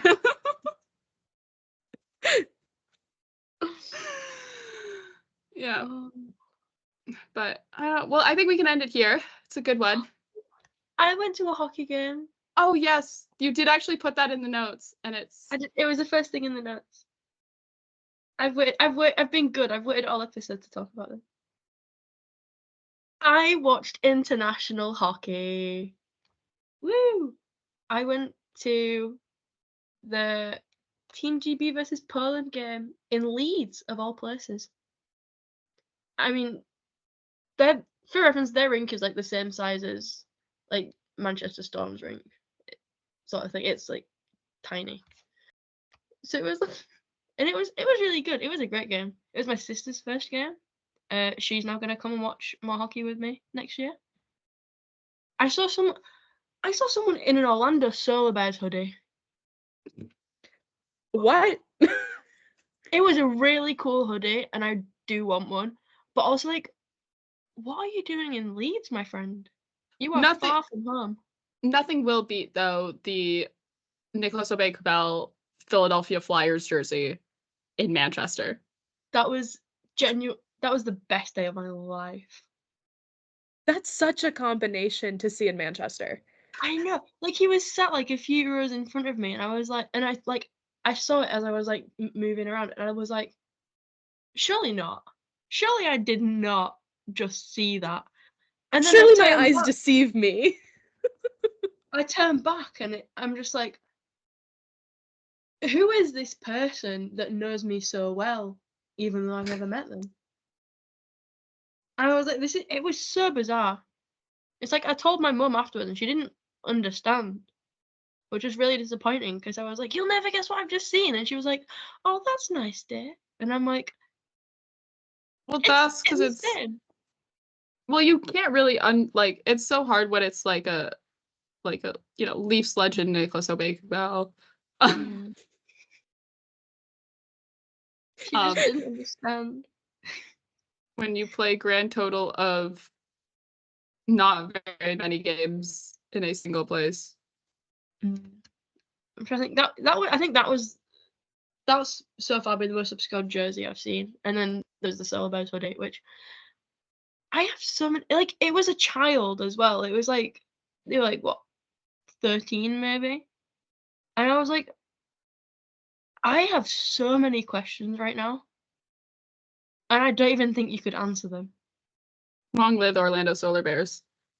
Big up. But it was a really cool hoodie. It got like the little berries. Okay, that's cute. And I was like, I kind of really want one because that's really cute.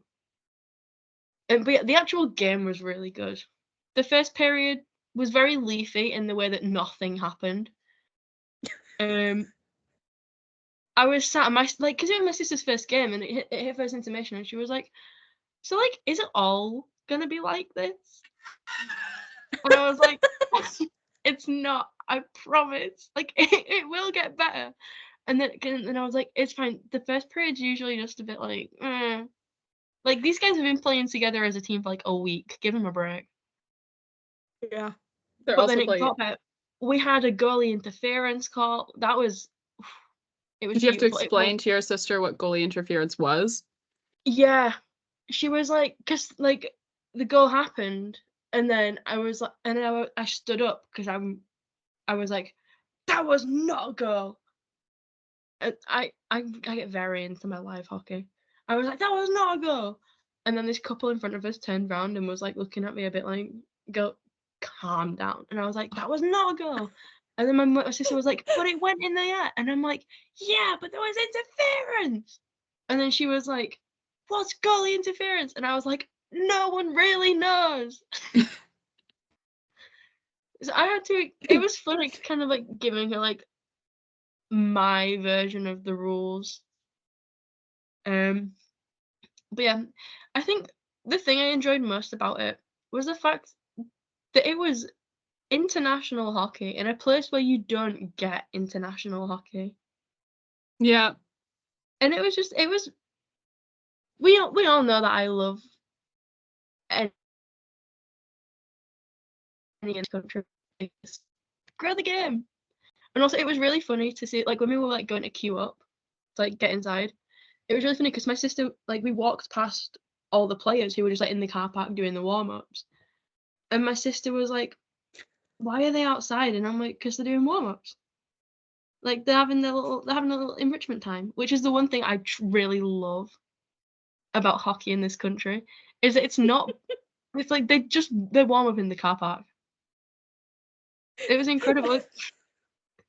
Like I remember Sewer ball. like, oh my god, they kicked the ball over the fence and they had to like climb over. It was so funny. It was like watching like dogs when you put like something in front of them that they've never seen before and they're just trying to figure out what to do with it. It was incredible. It was like because I remember the first time I went to a Manchester Storm game, like me and my parents were just like walking up to the rink and they're all just stood there in this really it's like it's not even a paved car park, it's gravel. And they were just like they were just warming up in this little gravel car park. And like we walked past them, my mum was like, was that the players? And I was like, yeah. And she was like, what are they doing in the car park? And I'm like, just warm ups. Let's just having a little fun, a little kickabout. But yeah, so that was an experience for my sister. Because she was just like, why are they in the car park? And I'm like, because hockey's small enough here that they can do that and not get swarmed. Or yeah. And also the rinks aren't big enough to have them inside. I just looked this up. For those who really want to see Great Britain back in action again on the world stage, May 11th, so it's the second day of Worlds, they will play their first game of the tournament against Team Canada. Oh, that'll be fun. I will be tuning in. Oh tuning in for a what time? 10-0 Canadian win. What time? That's the same day as Eurovision. What time? I don't know. I think it's the first game of the day, so probably perfect. It's like 11 Very a.m. early. here. Oh, or earlier. You can't say shit because I finally get hockey at a time that's appropriate for me to be up at. Look, I was not a fan of waking up at 7:30 in the morning for that Sunday matinee game in Sweden, especially because it was my birthday party that weekend and I was hungover. So. Woohoo! What a time! But yeah. So we can see, I don't know, Sidney Crosby if he goes take on the 16-year-old kid on Team Great Britain. Lord. We love to see it. Wait, I'm gonna check if he's actually on the team. That'd be really funny. That would be really bad if he wasn't, because I just said that. So I feel I bad for know he was. he- Oh, he was born in 2007. Oh, I'm so Yeah, old. I hate that. I hate that so No, much. he was on the under 18s and under 20s. so he's not in this tournament. That's upsetting. I If know, we could've can got put our child prodigy out there in Macklin Celebrini, I think Great Britain should put their child prodigy out there. Justice for Connolly. I don't even know if Celebrini Also, is we going. on 'cause- on Team GB we do have Manchester Storm's captain Cam Critchlow. So good for him. He scored the shootout winner in the second game at the weekend. which they called penalty shots in their tweet, and I was mildly upset by it. Yeah. The soccer They called the terminology. shootout winner a penalty shot? The soccer terminology carried over a little bit too much there. I dislike that. Some things you just have to ignore when it comes to British hockey. British people.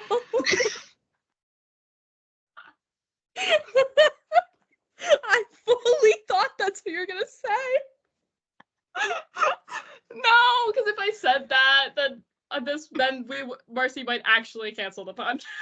It would be the first and last time we would have you on, Miranda. Because there would be no more podcast to have you on. Sorry guys, it's over. No more. I take everything back. No more podcast and no more British people.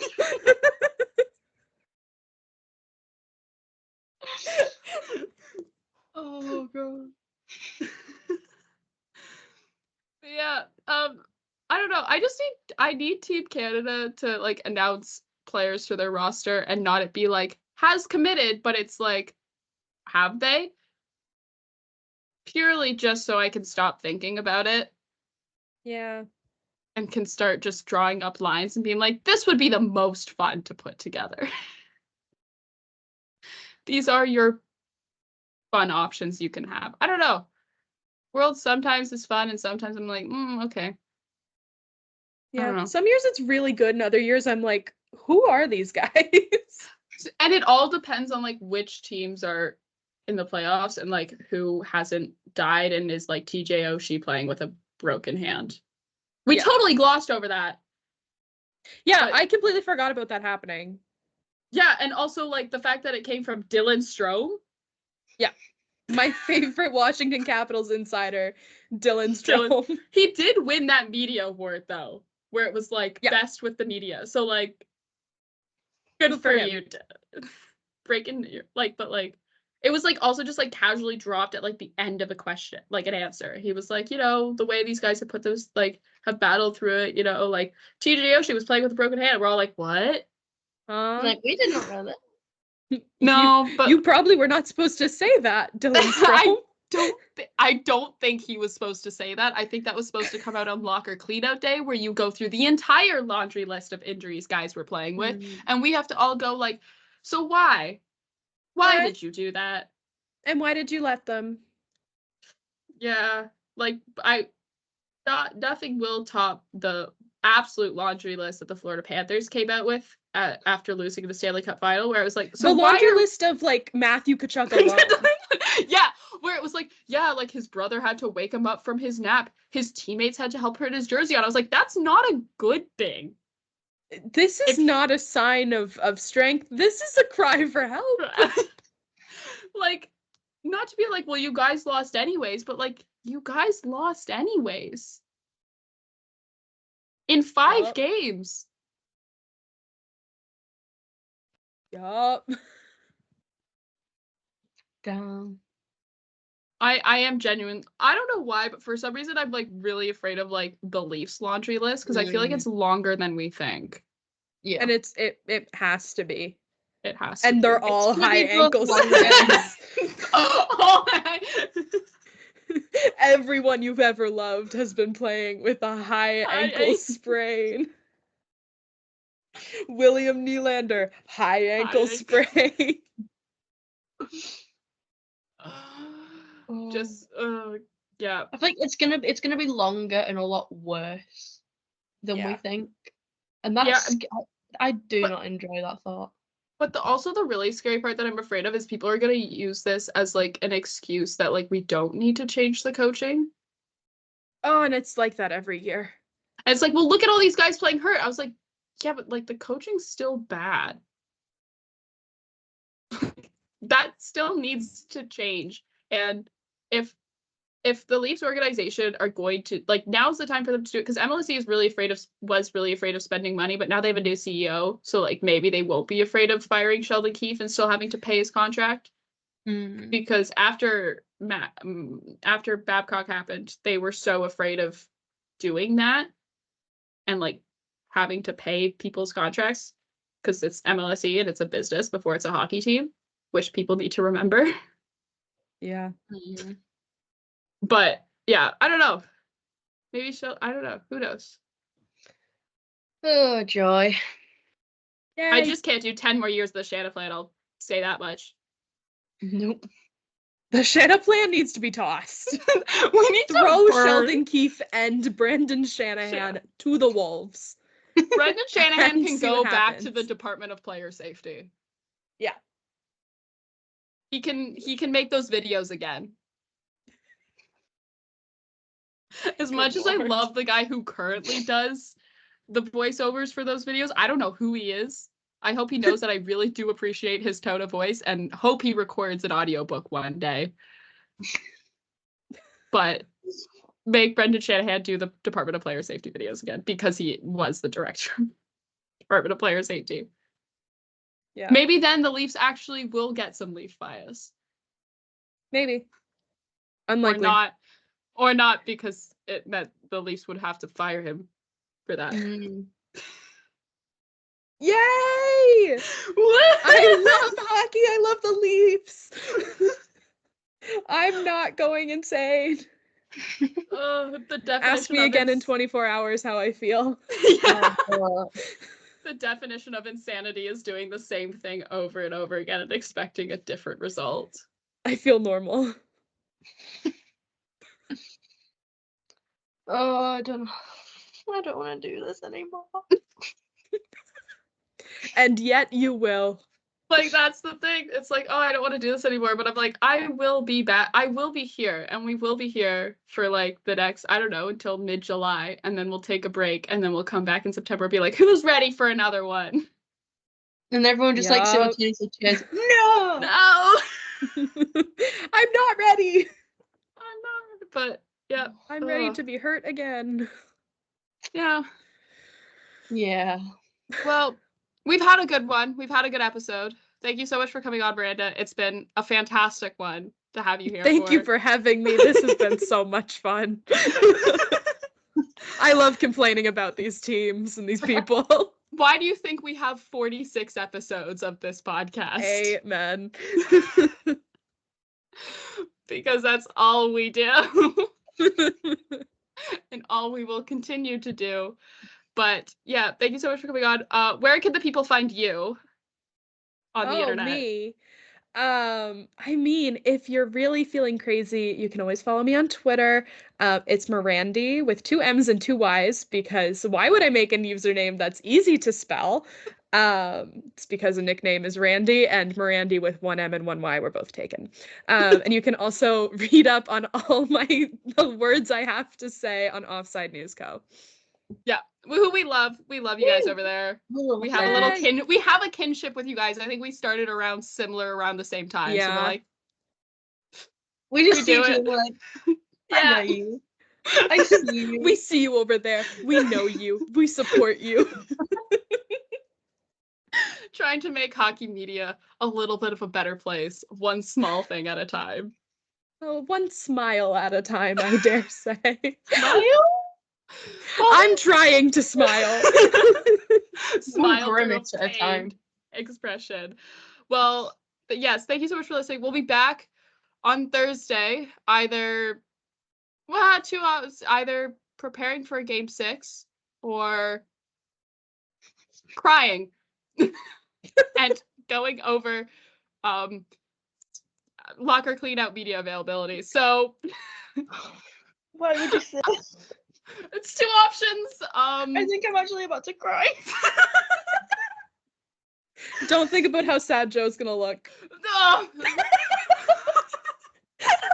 And we've lost Marcy. Don't worry. I can do the outro on my own. I don't need her for this part. You know, you need me to hold up my little 4 fingers. Oh yeah, the part that no one sees because we don't do video with these with the podcast. The spirit's there.